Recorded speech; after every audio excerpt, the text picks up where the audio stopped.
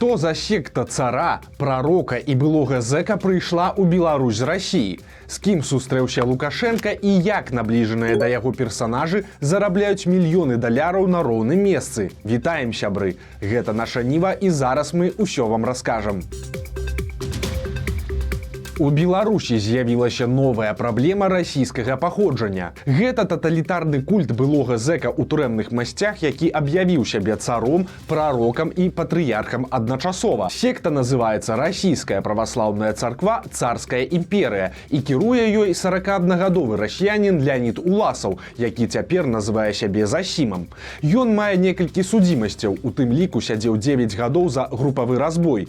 У 11-м годзе Уласаў Засіма выйшаў на волю і хацеў трапіць у нейкі манастыр, але ж яго туды не бралі. Тады ён прыбіўся спачатку да адной са шматлікіх псеўдаправаслаўных групаў, а пасля да іншай. Але адусюль яго праганялі праз канфлікты. Тады Уласаў асеў у вёсцы ў Тульскай вобласці, пачаў весці блог і ютуб-канал. Праз гэта і займеў невялікае кола прыхільнікаў. Але далей весялей. У 21-м годзе Уласаў аб'явіў сябе царом Расіі і спадкаемцам Мікалая II.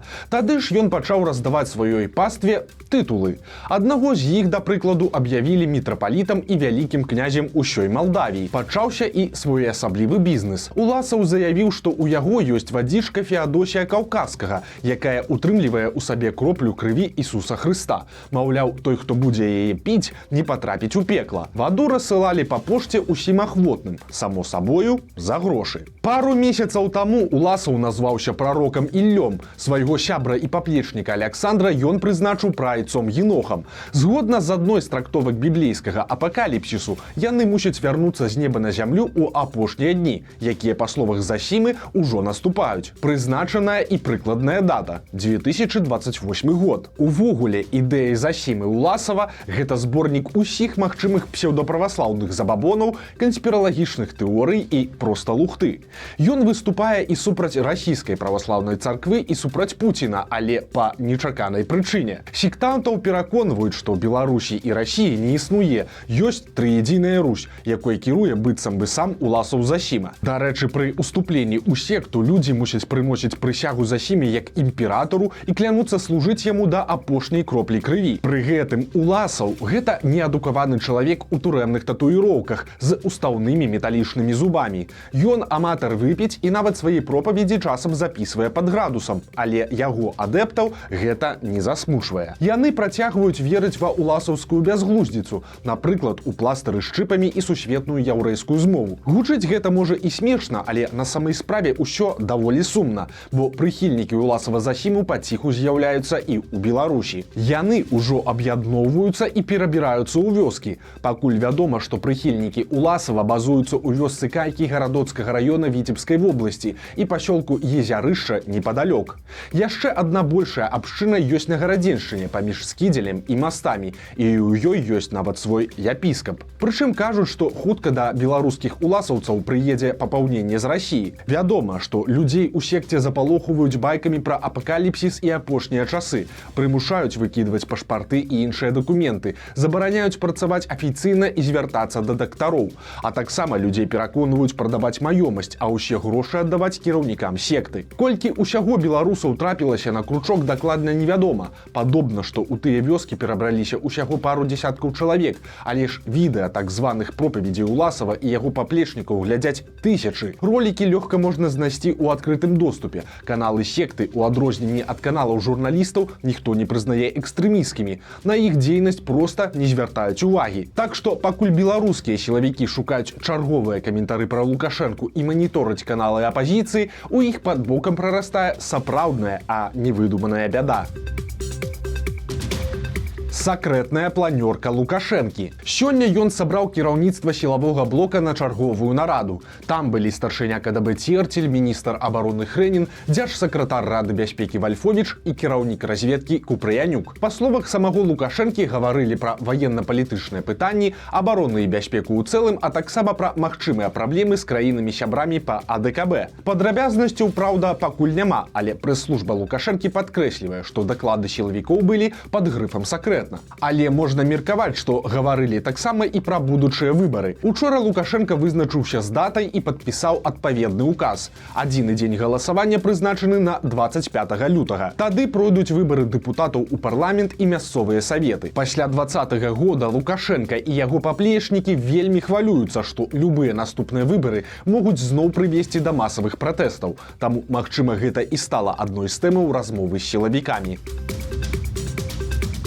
Паплечнік Лукашэнкі, мільёны за нерухомасць і прыборка для алігарха. Выйшла новае расследаванне пра таямнічую прыватную ваенную кампанію, створаную беларускай дзяржавай. Гаворка ідзе пра кампанію «Гардсервіс». Гэта першая і адзіная прыватная ахоўная арганізацыя, якая мае права захоўваць зброю і карыстацца ёю. Цяпер былыя сілавікі з Белпол расказалі некаторыя цікавыя дэталі пра гэтую фірму. Па іх звестках «Гардсервіс» шчыльна звязаны з Віктарам Шэйманам, найбліжэйшым паплечнікам Лукашэнкі. Настолькі шчыльна, што адной з заснавальніц кампаніі, з якой пазней вырас «Гардсервіс», аказалася вельмі блізкая да яго жанчына. Гэта Ганна Пушкарова. Яе па звестках расследавальнікаў звязваюць з Шэйманам асабістыя стасункі. Цяпер жа адзіным заснавальнікам «Гардсервіса» лічыцца Аляксандр Мятла, кіраўнік фонду «Памяць Афгана» і дырэктар лініі Сталіна. Але гэта толькі намінальна. Дэ-факта, як сцвярджае Белпол, «Гардсервіс» па-ранейшаму падпарадкоўваецца Віктару Шэйману. Гэтая кампанія вельмі шчыльна звязаная з дзяржавай. Нават форму для «Гардсервіса» шыюць там жа, дзе і лукашэнкаўскім сілавікам,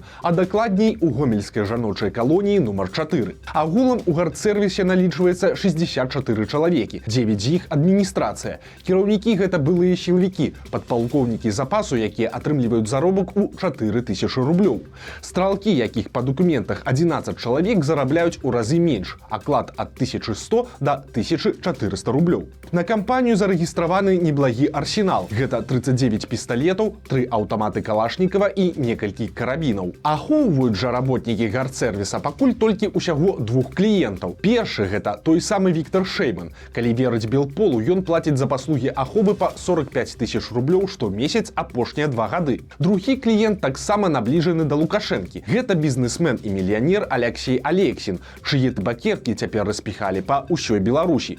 «Гардсервіс» ахоўвае сядзібу Алексіна, прычым бізнесмен яшчэ і даплачвае кожнаму са стралкоў за прыборку тэрыторыі і пакос травы. Таксама Белпол расказвае пра няхітрую схему заробку гэтай ахоўнай фірмы. Па іх версіі, ахова не прыносіць асаблівых прыбыткаў «Гардсервісу», але хутка на рахунках кампаній будуць мільёны. Справа вось у чым. Дзяржаўнае спартыўнае таварыства «Дынама» абавязалі аддаць «Гардсервісу» некалькі будынкаў у Мінску. Цяпер іх плануюць знесці і пабудаваць на тым месцы жылыя дамы. Прычым забудоўшчык гэта Павел Белы, яшчэ адзін блізкі да Лукашэнкі персанаж. Белы да нядаўняга часу быў гульцом лукашэнкаўскай хакейнай каманды. Праўда, улетку яго затрымлівалі праз прэтэнзіі фінансавых органаў, таму, можа, сітуацыя і змянілася. Але ж першапачаткова кампанія «Тапас», якая належыць Беламу, збіралася выкупіць тыя будынкі ў «Гардсервіса», а пасля будоўлі шматпавярховікаў і продажу ў іх кватэр «Тапас» абяцаў яшчэ і падзяліцца з ахоўнай фірмай часткай прыбытку. Такім чынам «Гардсервіс» планаваў зарабіць аж 5,5 мільёнаў даляраў.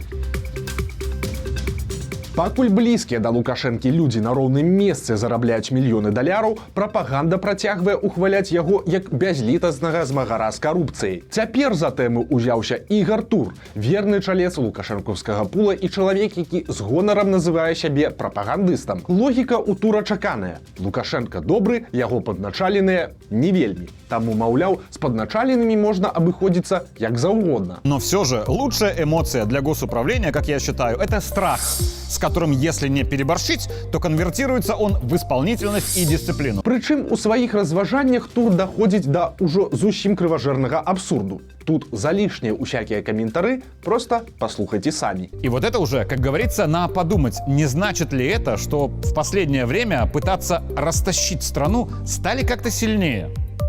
И не извне, а изнутри, и уже не столько строго стереотипные оппоненты, сколько приторные сторонники. Под такими размышлениями в соцсетях почти всегда пишут: а вот в Китае за такое расстреливают. Вот честно, я за то, чтобы перенять передовой опыт одного из мировых гегемонов. Уверен, если бы мы очень негуманно показали очень негуманный расстрел условно 5 коррупционеров из гранатомета, то у 500 каких-то других коррупционеров желание воровать пропало бы мгновенно и очень надолго. Беларускі вырашылі палекавацца мухаморамі і амаль не памерлі. Гісторыя здарылася ў Слонімскім раёне. Адразу дзве жанчыны трапілі ў бальніцу з моцным атручваннем. Абедзве вычыталі ў інтэрнэце, што мухаморы вылечваюць рэўматызм і дэпрэсію. Першая жанчына хацела вылечыць праблему са спіной, а другая вырашыла з'есці мухамораў у якасці вітамінаў, каб падняць настрой. У выніку абедзве засталіся жывыя толькі дзякуючы дапамозе медыкаў.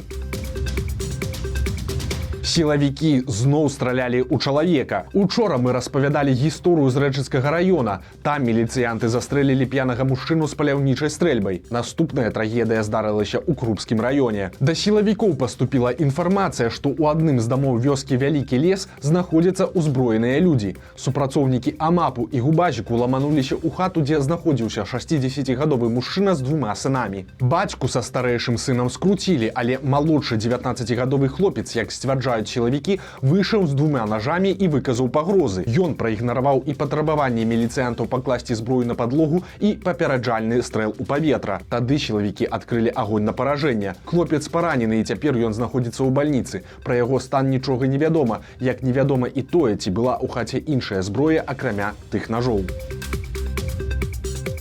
Аперацыя па-беларуску. Беларусь у цэлым і так імкліва вяртаецца да квазісавецкай рэчаіснасці, але ў лідзе вырашылі пайсці яшчэ далей і вярнулі савецкую практыку для асуджаных на суткі. Цяпер людзей адпраўляюць на грамадскія працы, зусім як у савецкай камедыі пра Шурыка. Прыдумаў гэта нібыта намеснік галоўнага ўрача мясцовай бальніцы, які аказаўся былым міліцыянтам з 20гадовым стажам. Цяпер арыштантаў возяць прыбіраць тэрыторыю той самай бальніцы, а таксама на нейкія працы на сметніку. За гэта плацяць, але толькі намінальна, бо на справе усе грошы пойдуць у аплату за утрыманне і кармленне на сутках. Калі вы забыліся ці не ведалі, то беларус, якога пасадзілі на суткі, яшчэ і сам аплачвае сваё утрыманне. Тарыф 18,5 рублёў у дзень. Газета «Советская Белоруссия» называе гэтую новую старую практыку эксперыментам і хваліцца, што сярод сутачнікаў не толькі дэбашыры і хуліганы, а маўляў і асуджаныя за падпіскі БЧБшнікі.